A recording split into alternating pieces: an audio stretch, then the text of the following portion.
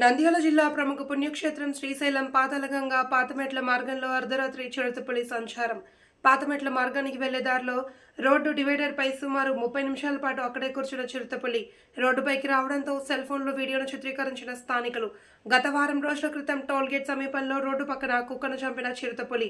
అటుగా వెళ్తున్న వాహనాల శబ్దానికి రోడ్డు దాటి అడవిలోకి వెళ్లిపోయిన చిరుతపులి కుక్కను నోటితో పట్టుకుని అడవిలోకి వెళ్తున్న వీడియోను తీసిన యాత్రికులు. ఈ ఘటన శ్రీశైలం టోల్గేట్ సమీపంలో జరగడంతో భయాందోళనకు గురైన భక్తులు, స్థానికులు.